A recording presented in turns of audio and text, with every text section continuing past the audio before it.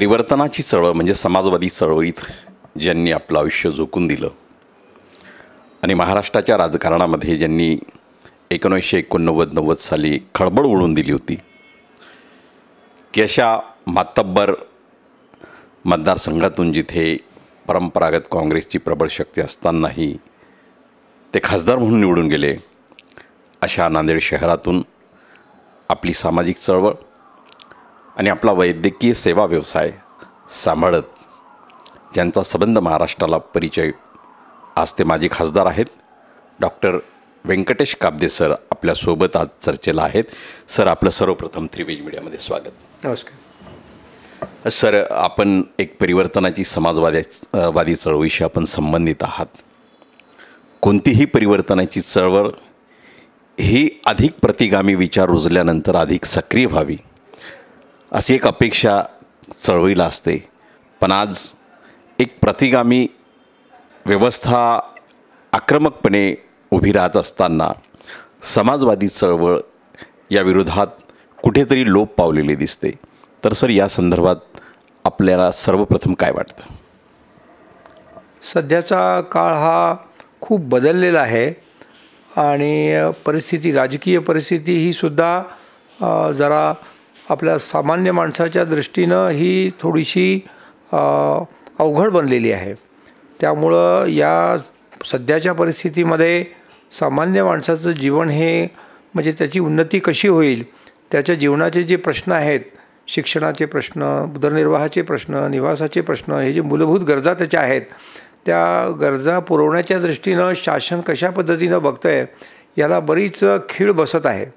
हे एकंदर मला असं वाटतं की आपल्या संविधानामध्ये जे तत्त्व दिलेलं आहे, स्वातंत्र्य, समता, बंधुता, ही जी आपल्या संविधानाची जी मूलभूत अशा प्रकारची तत्त्वं आहेत, या तत्त्वांना कुठेतरी छेद जातो आहे अशा प्रकारची भावना आज निर्माण झालेली आहे. आणि त्यामुळेच मी असं म्हटलं सुरुवातीला की हा काळ थोडासा अवघड अशा प्रकारचा काळ आहे. हा काळ परिवर्तनाचा नाही, या ठिकाणी एक प्रकारची राजकीय दडपशाही, एक प्रकारची वेगळ्या प्रकारची विचारसरणी आपल्या देशावर लादण्याचा एक पद्धतशीर प्रयत्न या ठिकाणी चालू आहे. त्यामुळं यातून आपण बाहेर कसे पडणार? आपण जे आपल्या घटनेमध्ये सांगितलेलं आहे की समाजवादी लोकशाही आहे, समाजवादी घटना आहे ही, त्याच्यामध्ये त्याचा उल्लेख जो आहे आपल्या घटनेतच केलेला आहे. तर हा समाजवाद कुठं चाललेला आहे? आपण म्हणाला त्याप्रमाणे हा लोप पावतो का तो कायम राहतो? आणि सामान्य माणसाचं काय होतं? अशा प्रकारचा एक गंभीर प्रश्न आज आपल्या देशासमोर निर्माण झालेला आहे. आणि यातून या देशाला कोण वाचवणार? या देशाची सामान्य जनता पुन्हा एकदा पेटून उठणार की आपलं नेतृत्व त्या ठिकाणी जे आहे वेगळ्या दिशेनं जायला लागेल का आपले लोकप्रतिनिधी या बाबतीमध्ये काहीतरी मार्ग काढतील किंवा समाजातली जी चळवळ करणारे लोक आहेत, म्हणजे अशा प्रकारचे संघर्ष करणारे लोक आहेत, ते अधिक प्रबळ होऊन या ठिकाणी काम करतील? हा आपल्या पुढे देशापुढचा एक सर्वात महत्त्वाचा प्रश्न आहे असं मला वाटतं. सर, आपण अशा टर्ममध्ये खासदार राहिलेले आहेत की ज्या टर्ममध्ये भारतामध्ये मंडल आयोगाची अंमलबजावणी म्हणजे लागू करण्यात आला. म्हणजे त्या ऐतिहासिक काळामध्ये आपण सदनाचे सदस्य होतात आणि आज त्या आरक्षणाचा जो टप्पा आहे तो संविधानाशी जे सामाजिक मागासवर्ग आहे त्याच्या पलीकडे जाऊन आर्थिक मागासवर्गापर्यंत येऊन ठेपलेला आहे. अशावेळी आपल्याला या 30 वर्षानंतरच्या प्रवाहाच्या आज EWSच्या निमित्तानं आपल्याला काय वाटतं? आपल्या देशामध्ये 1989-90 साली एक प्रकारची क्रांती झाली असं म्हणायला काही हरकत नाही. कारण त्यावेळेला VP सिंग हे त्या क्रांतीमध्ये पंतप्रधान झाले आणि माझ्यासारखा राजकारणाचा विशेष काही अनुभव असलेली व्यक्ती जी आहे खासदार म्हणून निवडून आली. तर हे कसं काय घडू शकलं? तर हे घडलं की कारण त्या काळी सर्व लोकांच्या मनामध्ये एक प्रकारचा वेगळा विचार आलेला होता आणि जनता ही एका दृष्टीनं फार संघर्षासाठी तयार झालेली होती आणि एक म्हणजे आमूलाग्र असं त्यांचं हृदय परिवर्तन झालं होतं. आणि त्यामुळं त्या लाटेमध्ये जे आहे तो काळ असा होता की त्याच्यामुळे जी माणसं चांगल्या विचाराची असतील, म्हणजे राजकारणाचा अनुभव नसलेली परंतु त्यांना खरोखर मनापासून समाजाचं कल्याण करावं असं वाटतं, अशी माणसं जी आहे ती या ठिकाणी निवडून आली. आणि तुम्हाला माहीतच आहे की या देशामधली जी एक सत्तेवर असणारी मंडळी ज्या वर्षानुवर्ष सत्ता या ठिकाणी भोगत आहे आणि जे खरं म्हणजे एका प्रकारे भांडवलशाहीची म्हणजे बठीक आहे. भांडवलशाही हा नाही म्हटलं तरी ज्यांच्या एकंदर कार्यपद्धतीचा एक म्हणजे अविभाज्य अशा प्रकारचा भाग आहे, अशा मंडळीची जी आहे त्यांची मक्तेदारी तोडून सामान्य माणसाच्या म्हणजे इच्छाशक्तीमुळं एक वेगळ्या प्रकारची एक राज्यपद्धती या ठिकाणी काही काळाकरता निर्माण झाली. आणि त्या काळामध्ये जसं आपण म्हणालात की त्या काळामध्ये या ठिकाणी OBC करता या ठिकाणी एक वेगळी रिझर्वेशन आरक्षण या ठिकाणी निर्माण करण्यात आलं. 27% आरक्षण जे म्हणजे आत्तापर्यंत घडू शकलं नाही, ज्याच्याकरता अनेक राज्यकर्ते बोलत होते पण प्रत्यक्षात ते घडलं नाही. तर हे आरक्षण 27% OBCना देण्याचं कार्य जे ऐतिहासिक कार्य मी असं म्हणेन, हे कार्य त्या काळात होऊ शकलं. त्यामुळे याला खऱ्या अर्थानं जनताच ती कारणीभूत होती. आणि राजकारणामध्ये आलेल्या नवीन व्यक्ती ज्या म्हणजे समाजवादी चळवळीला प्रेरणा देणाऱ्या, समाजवादी चळवळीमध्ये काम करणाऱ्या अशा व्यक्ती, मग ते मधु दंडवते असतील, जॉर्ज फर्नांडिस असतील किंवा VP सिंग असतील, अशासारखी समाजवादी विचाराची मंडळी त्या काळामध्ये सत्तेवर आल्यामुळं अशा प्रकारचं त्या काळामध्ये परिवर्तन घडू शकलं. आणि ज्या गोष्टी अशक्य वाटत होत्या अशा प्रकारचे या गोष्टी त्यावेळेला घडून आल्या. त्याचाच एक भाग OBCला सर्व स्तरामध्ये नोकऱ्यांमध्ये शिक्षणामध्ये रिझर्वेशन देणं हा एक भाग होता, ज्याला आता सध्या छेद दिला चाललेला आहे पद्धतशीर पद्धतीनं. आणि या ठिकाणी म्हणजे जे आर्थिक दृष्टीनं जे मागासलेले आहेत त्यांना 10% आरक्षण देण्याचा एक म्हणजे प्रयत्न झालेला आहे आणि त्यांना त्याच्यामध्ये बरंचसं यश आलेलं आहे. आर्थिक दृष्टीनं त्यांना आरक्षण देण्याबद्दल माझा काही विरोध नाही. आर्थिक दृष्टीनं जे खरोखर मागे राहिलेले आहेत, जेन्युइन जे म्हणजे खरोखरी जे हे आहेत, जे मोडत नाहीत OBCमध्ये, मागासवर्गीयांमध्ये मोडत नाहीत, त्यांना तुम्ही जरूर सवलती द्या.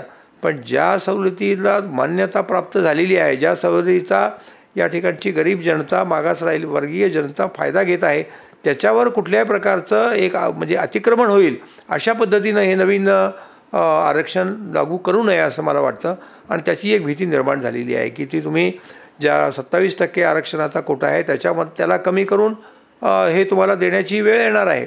कारण घटनेमध्ये 50%पेक्षा जास्त आरक्षण जर द्यायचं नसेल आणि हे 50%च्या वर जात असेल तर कशा पद्धतीनं म्हणजे ज्या गरिबांकरता मागासवर्गीयांकरता दिलेलं जे आरक्षण आहे ते कसं टिकणार आहे.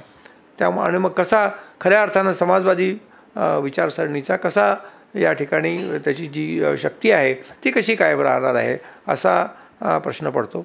आणि तो काळ आता संपत आलेला आहे. म्हणजे 1991मध्ये जेव्हा या ठिकाणी एक स्वतंत्र अर्थव्यवस्थेचं मनमोहन सिंगांनी या ठिकाणी शंखनाद केला आणि जी आता त्याच्यानंतर म्हणजे अर्थात जागतिक व्यवस्थेमध्ये अशी मुक्त अर्थव्यवस्था ही सर्वत्र मान्य झालेली आहे आणि तीच आता वरचेवर वाढीला लागलेली आहे.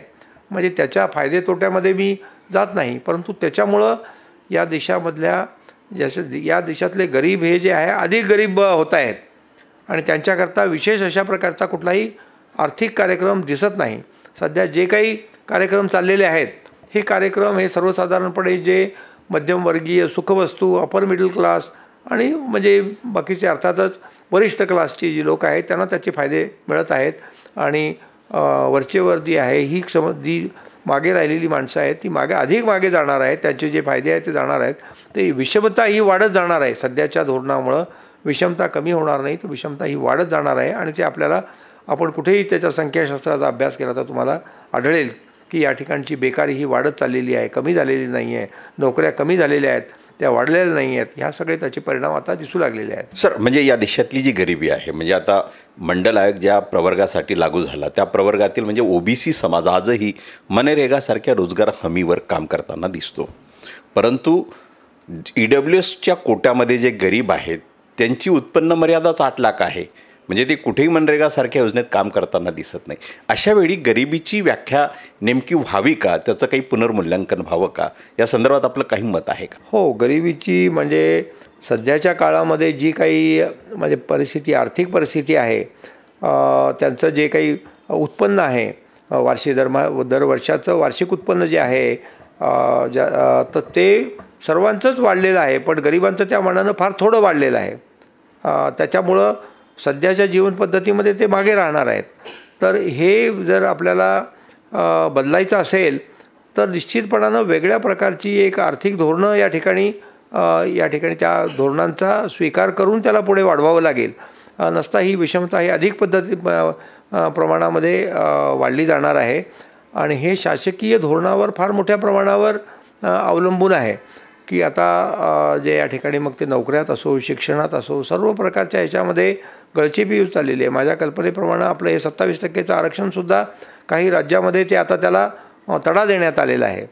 तर हे एकंदरीत म्हणजे या देशातल्या गरिबीच्या दृष्टीनं किंवा गरिबी कमी करण्याच्या दृष्टीनं हे पाऊल काही फारसं म्हणजे संतोषजनक नाही आहे, किंबहुना ते काळजी करण्यासारखं आहे असं मला वाटतं. सर, आपलं कार्यक्षेत्र नांदेड जिल्हा जो महाराष्ट्राचा एक सीमावर्ती जिल्हा आहे आणि त्याबरोबरच आपलं कार्यक्षेत्र मराठवाडा देखील आहे. नांदेड हा सीमावर्ती भाग येतो. मराठवाडा हा अजूनही विकासाच्या दृष्टीनं अनुशेष असणारा भाग आहे. आपण शिक्षण आणि ग्रामीण विकासाच्या संदर्भात कार्य करत असताना नेमकं आपल्याला काय केलं पाहिजे या संदर्भातले काय आपले अनुभव आहेत? नाही, आपल्याला हे माहीतच आहे की या ठिकाणी संयुक्त महाराष्ट्राची जी निर्मिती झाली 1 मे 1960ला, त्यावेळेला एक असं निसंदिग्ध अशा प्रकारचं या ठिकाणी विधान त्यावेळचे माननीय मुख्यमंत्री यशवंतराव चव्हाण यांनी केलेलं होतं.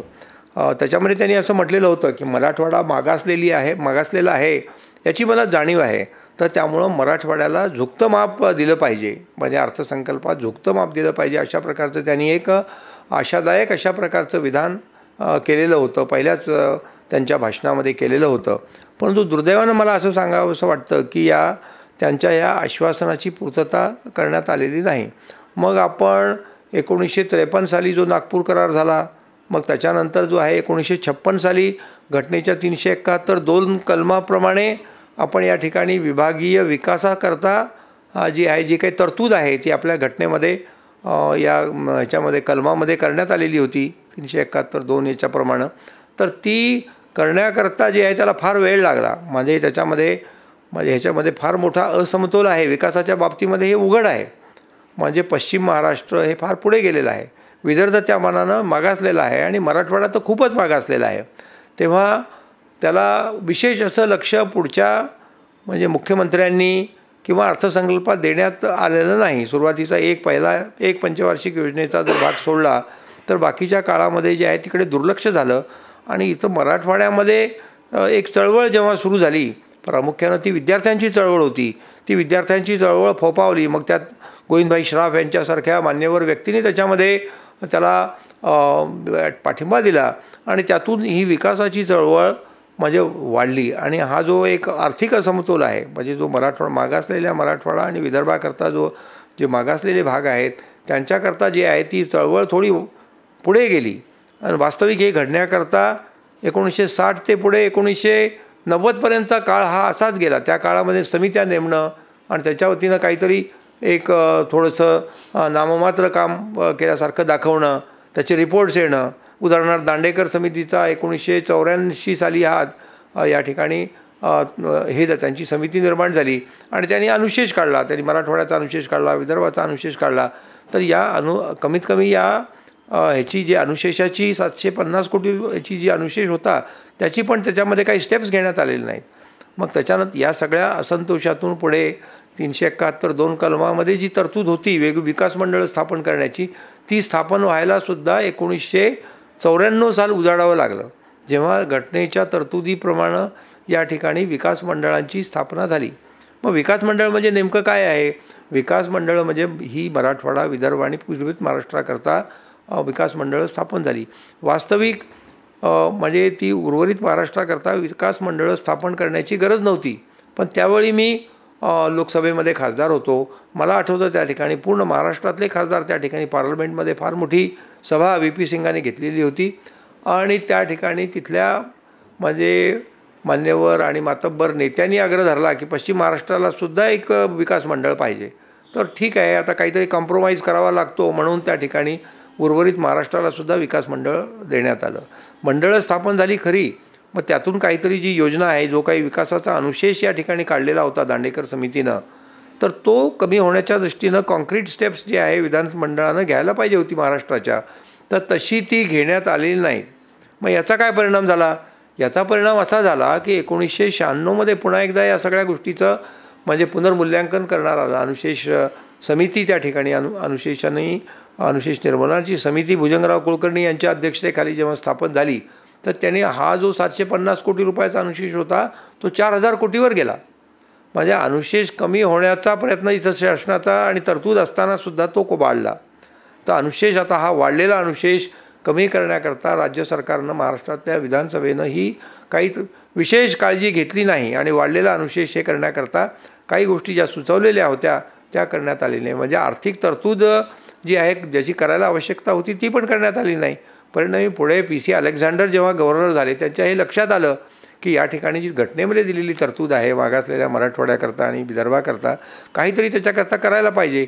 मग त्यांनी या ठिकाणी एक सूत्र काढून त्याप्रमाणे आपल्याकडे लोकसंख्येच्या प्रमाणामध्ये विकास निधीचं वाटप व्हावं आणि त्या ठिकाणी जे शेतीची हे जे आहे त्याच्याकरता जो विकास निधी आहे तोही लागवडीच्या प्रमाणामध्ये जमिनीच्या प्रमाणामध्ये देण्यात यावा अशा प्रकारची काही तरतूद केली.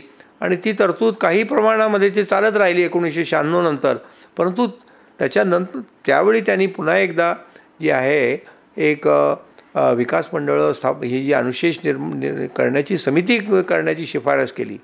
मग त्या ह्याच्याप्रमाणे केळकर समितीची स्थापना करण्यात आली. कशा करता ते मराठवाड्यासारख्या मागासलेल्या विभागाला न्याय मिळावा विदर्भाला न्याय मिळावा म्हणून त्यांनी ही समिती स्थापन केली होती. केळकर महाविद्वान अर्थशास्त्रज्ञ त्यांच्या नेतृत्वाखाली.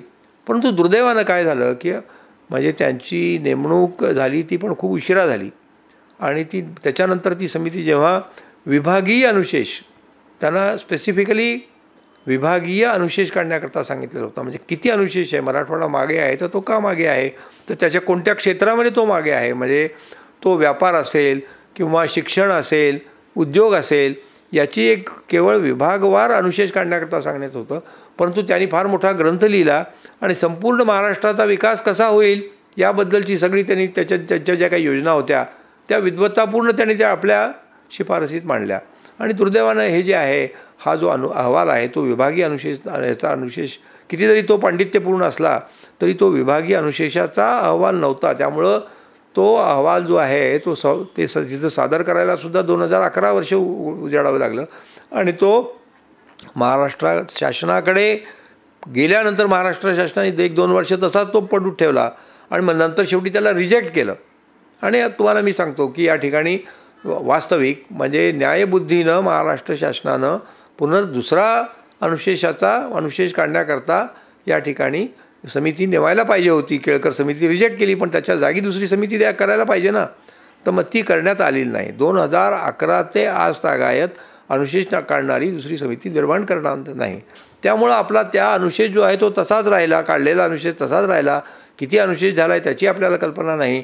आणि आपल्याकडचं जे असं म्हणायला काही हरकत नाही की आपल्याकडची चळवळ म्हणा किंवा आपल्याकडचं या ठिकाणी लोकप्रतिनिधी म्हणा हे कमी पडले. त्यामुळं जे आहे गेल्या जवळजवळ 2 दशकामध्ये विकासाची गंगा पुढे वाहिलीच नाही. ती तशीच अडून राहिली आणि मग याच्यातून नाना प्रश्न निर्माण झाले. मग ते सर्व क्षेत्रात उद्योगाच्या क्षेत्रात शिक्षणाच्या क्षेत्रात नोकऱ्यांच्या क्षेत्रात ज्याची तरतूद 371-2 कलमात करण्यात आलेली होती ते सर्व तसंच राहून गेलं. सर आपण या देशाचे म्हणजे अगदी जुन्या पिढीचे वैद्यक आहात. म्हणजे वैद्यकीय क्षेत्रात काम करताना वैद्यकीय सेवा आपण देत आहेत एक सामाजिक भावनेतून देत आहेत. कोविडनंतरच्या काळामध्ये वैद्यकीय उपचार घेणं हे जनतेच्या दृष्टीने फार महागडं होत चाललेलं आहे. तर या अनुषंगानं एक समाजसेवी वैद्यक म्हणून आपण जनतेला काय मार्गदर्शन कराल? कोविडचा आपल्या सर्व क्षेत्रावर जीवनाच्या सर्वच क्षेत्रावर फारच विपरीत असा परिणाम झाला. सर्व जीवन हे जे आहे ठप्प झालं होतं. Stand steel. पुढे काही म्हणजे सामान्य माणसाचं तर विचारूच नका की त्याचं जीवन असह्य झालं.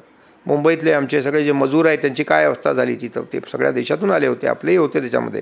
त्या सगळ्यांची काय अवस्था झाली. लोकांना कुठेच काही काम नाही काहीच नाही. तर त्या लोकांनी त्या काळामध्ये जीवन कसं व्यतीत केलं हे म्हणजे खरोखर ते बिचारा त्यांनाच ठाऊक. परंतु त्या ठिकाणी शासनानं ज्या काही गोष्टी करणं आवश्यक होतं म्हणजे कोविडच्या काळामध्ये किंवा त्याच्यानंतर मध्ये काय करायला पाहिजे होतं म्हणजे पिकाची तर दुरवस्था नेहमीप्रमाणेच मराठवाड्यात आहे इतर काही ठिकाणीसुद्धा आहे.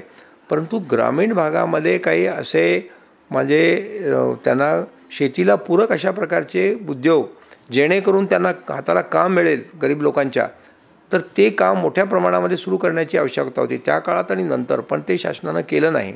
त्यामुळं या ठिकाणी कोविडच्या काळामध्ये आणि त्याच्यानंतर फार विपरीत परिणाम झालेले आहे.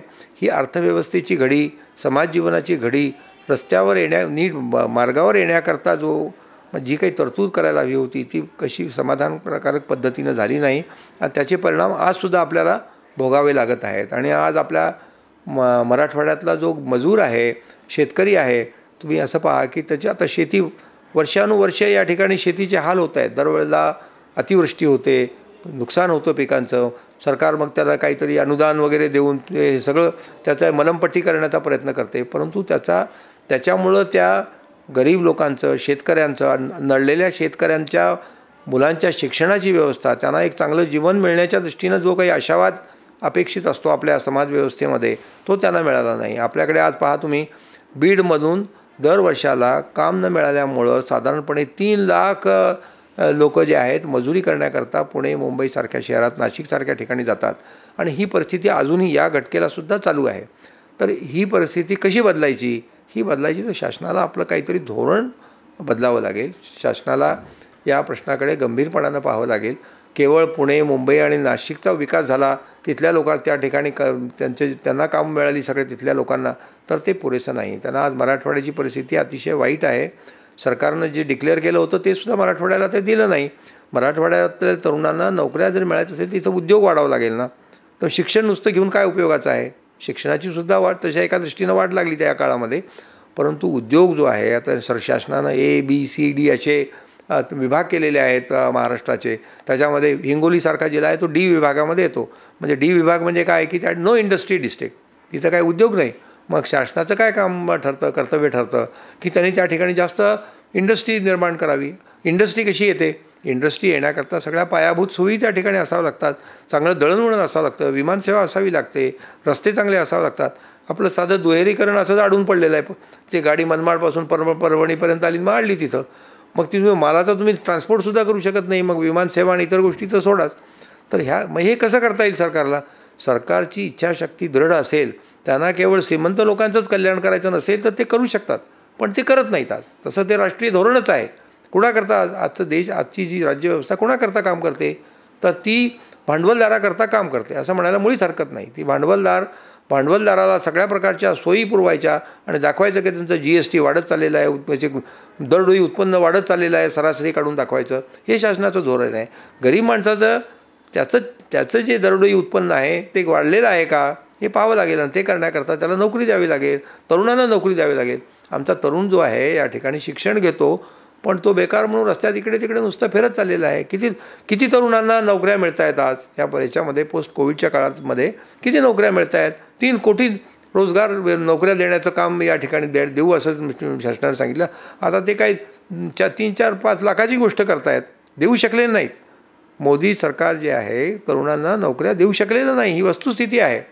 त्यामुळं निदान मराठवाड्यासारख्या मागासलेल्या भागामध्ये सुद्धा तुम्हाला न्याय द्यायचा असेल, शिक्षणाला न्याय द्यायचा असेल, तर त्याला तुम्हाला या ठिकाणी त्या नो इंडस्ट्री झोन किंवा बीड आहे किंवा हिंगोली आहे किंवा काही प्रमाणात परभणी आहे, या ठिकाणी विशेष प्राधान्य देऊन उद्योगाची निर्मिती करावी लागेल. मग का होत नाही उद्योगाची निर्मिती? उद्योगपती का येत नाहीत? ते फक्त नाशिक, औरंगाबाद, पुणे, मुंबई ह्या का प्रिफर करतात? कारण तिथं सगळ्या प्रकारच्या सोयी आहेत. प्रदेशातली गुंतवणूक आहेत त्याकडे सहज त्यांना करता येते. तर यांना मी जसं म्हटलं की पायाभूत सोयी ती मोठ्या प्रमाणामध्ये वाढवण्याची आज आवश्यकता आहे. आणि तुम्हाला नवीन इंडस्ट्री येते आता सगळ्या चीनला तुम्ही बाहेर टाकलं तर चीनमध्ये ती जी इंडस्ट्री आहे ती जाणारी इथं परदेशातली, मग ती अमेरिकेतली असो किंवा युरोप खंडातली असो, ती आता कुठं चाललेली आहे? ती आता एकतर तुम्हाला थोड्या प्रमाणामध्ये पुणे, मुंबई, नाशिकसारख्या ठिकाणी येत आहे आणि मोठ्या शहरामध्ये, मग ते कर्नाटक असेल, बेंगलोर असेल किंवा दिल्ली असेल, पण इकडे येत नाही. मग शासनानं जर असं ठरवलं की नो इंडस्ट्री झोन हिंगोलीसारखा आहे, तिथंच त्यांना जावं लागेल तरच परवानगी मिळेल, असं महाराष्ट्र शासनानं धोरण ठरवून त्याला केंद्र सरकारनं पाठिंबा दिला तर त्यांना त्याच्याशिवाय गत्यंतर राहणार नाही. मग आता दुसरा अल्टरनेटिव्ह त्यांना काय? ते व्हिएतनाममध्ये फार मोठ्या प्रमाणामध्ये उद्योग चाललेले आहेत, तर ते सुद्धा म्हणजे ते कसं आपल्याकडे आकर्षित करता येईल, दोन्ही गोष्टी साधायला पाहिजेत. त्यांची सोय व्हायला पाहिजे आणि आपल्याकडे रोजगार वाढायला पाहिजे. तर हे शासकीय धोरणामध्ये जे आहे आता म्हणजे या पोस्ट कोविड काळामध्ये सुधारणा होणं आणि या ठिकाणी चीनचं जी मक्तेदारी अनेक बाबतीमध्ये नाहीशी झालेली आहे, तर त्याच्या जागी जे व्हॅक्यूम निर्माण झालेला आहे तो व्हॅक्यूम, ती जी पोकळी चांगल्या पद्धतीने भरून काढण्याकरता सरकारला धोरणात्मक निर्णय घ्यावे लागतील. वर्तमान भारताचं आपण राजकीय आणि सामाजिक भवितव्य कसं पाहता? मला वाटतं की भारताचं राजकीय जीवन काही असो, पण एकंदरीत म्हणजे भारताचं जे आहे भवितव्य हे उज्ज्वल आहे. मी आशावादी आहे आणि माझी खात्री आहे की वेगवेगळ्या क्षेत्रामध्ये सरकारची धोरणं काही असोत, परंतु भारत हा जो आहे, भारत देश, भारतातला नागरिक, सर्वसामान्य नागरिक हे जे आहे देशामध्ये पुढे चाललेले आहेत. सर्व याच्यामध्ये जे आज जगामध्ये क्रमांक 3चा देश म्हणून जो आहे याच्यावर असलेला, प्रगतीपथावर असलेला देश म्हणून आज भारताची गणना होते. पण आपण म्हणजे केवळ लोकसंख्येच्या बाबतीतच नाही, तर आपण चीनलासुद्धा मागे टाकू, आपण इतर देशांनासुद्धा मागे टाकू, अशा प्रकारचा माझा विश्वास आहे. आणि त्याचं कारण म्हणजे आपल्या देशातले हे तरुण जे आहेत ध्येयवादी आहेत आणि ते निश्चितपणानं सरकारचं धोरण काही असो, परंतु ते तरुण जे आहे वेगवेगळ्या आघाड्यांवर ते जे आहे या ठिकाणी विक्रम गाजवत आहेत. मग तर ते ह्याचं शास्त्रीय क्षेत्र असो, कुठल्याही विज्ञानाचं क्षेत्र असो, सामाजिक क्षेत्र असो आणि लेखनाचं क्षेत्र असो, या सर्व बाबतीमध्ये वरचेवर प्रगती होत चाललेली आहे. आणि मला वाटतं की दळणवळणाच्या सोयीसुद्धा वाढत चाललेल्या आहेत. त्यातल्या अनेक नकारार्थी गोष्टी मी आपल्याला सांगितल्या, पण सकारात्मक गोष्टीसुद्धा आपोआपच या ठिकाणी घडत आहेत. मग ते महामार्ग असो, मुंबई नागपूर महामार्ग असो, किंवा काही इंडस्ट्रीचे ऑन द होल या ठिकाणची डेव्हलपमेंट असो, आणि लोकांना या ठिकाणी इथं मध्ये येऊन अनेक देशातल्या लोकांना असं वाटतं की भारतात जे इतर कुठे जाण्यापेक्षा भारतासारख्या महान देशामध्ये येऊन या ठिकाणी आपले उद्योग सुरू करावेत. आणि याला जर थोडंसं सरकारचं धोरण अधिक पूरक राहिलं, ते गरिबांना मदत करण्याचं, त्यांना प्रेरणा देण्याचं, नवीन जे उद्योजक आहेत त्यांना सर्व प्रकारच्या सोयी पुरवण्याचं, आउट ऑफ द वे जाऊन, म्हणजे कसं की समजा आपल्या देशामधला जो एक प्रोड्यूस आहे, जो म्हणजे मान्यता पावलेला आहे, जागतिक निकषावर जो प्रोडक्ट आहे तो मान्यता पावलेला आहे, पण तरी तो मोठ्या प्रमाणावर जात नाही. याचं कारण काय म्हणजे आज युरोप खंडातले असोत, इतर दोष जे आहेत, तिथं निर्माण होणाऱ्या ज्या वस्तू आहेत त्याला सरकार सबसिडी देते. सबसिडी देऊन त्याला जे कॉम्पिटिटिव्ह प्राईसवर जगामध्ये जे ते निर्यात करते. तसं भारतानंसुद्धा जे काही त्याचा माल आहे, जो काही मालाचा जो काही भाव आहे, तो म्हणजे कॉम्पिटिटिव्ह भाव जो आहे मार्केटमध्ये, त्याला करण्याकरता त्याचा मूळ किंमत कमी जरी असली तर त्याला बाकीचं सरकारनं त्याला देऊन सबसिडी देऊन त्याला कॉम्पिटिटिव्ह रेटनं ते देण्याची तयारी ठेवली पाहिजे. अशा पद्धतीनं सरकारला वेगळ्या प्रकारचं धोरण आखून या ठिकाणी उद्योगाला चालना देता येईल, त्या सर्वसामान्य माणसाला चालना देतील अशा प्रकारचं धोरण हे आणण्याकरता तुम्हाला आपले लोकप्रतिनिधी, आपलं शासन यांना त्यांनी या ठिकाणी आग्रह धरावा लागेल. विचारवंत, संघर्षशील अशा प्रकारच्या संघटना जे नेहमी कुठल्याही सामाजिक प्रश्नाकरता, राजकीय प्रश्नाकरता संघर्ष करतात, त्यांची शक्ती वाढवावी लागेल. आजचा तरुण हा आपल्या वेगवेगळ्या प्रकारच्या अनेक म्हणजे मोठ्या प्रमाणावर तरुण हा सुद्धा वेगवेगळ्या प्रकारच्या व्यसनात म्हणा, मोबाईलमध्ये म्हणा, किंवा अशा प्रकारच्या चैनीच्या वस्तूमध्ये गुरफटलेला आहे. तर त्याच्याकडून म्हणजे अशा प्रकारची निगेटिव्ह अशा प्रकारचा जर अप्रोच राहिला सरकारचा, तर क्रांती काही फार म्हणजे लांब नाही आहे, परंतु ती क्रांती झाली तर ती काही इतकी विधायक राहणार नाही. त्यामुळं सध्याच्या त्यांच्या विधायक शक्तीला वळण देऊन जो आहे भारताचा एक गौरवशाली अशा प्रकारचं भवितव्य आपल्याला आहे, ते निश्चित करण्याकरता जे आहे सरकारनं त्याला पूरक अशा प्रकारची धोरणं ठेवावीत असं मला वाटतं. आणि तो भविष्यकाळ आपला निश्चितपणानं उज्ज्वल आहे अशी माझी खात्री आहे. सामाजिक, आर्थिक, राजकीय विकास आणि उद्योगशीलता या सर्व संदर्भात विचारलेल्या प्रश्नांची अतिशय चिंतनशील आणि स्पष्ट आणि सडेतोड उत्तरं नुकतीच आपली माजी खासदार डॉक्टर व्यंकटेश काब्दे सर यांनी त्रिवेज मीडियाशी बोलताना दिलीत. त्यांनी आपला जो अमूल्य वेळ त्रिवेज मीडियाला दिला त्याबद्दल त्यांचे मनपूर्वक आभार. धन्यवाद. धन्यवाद.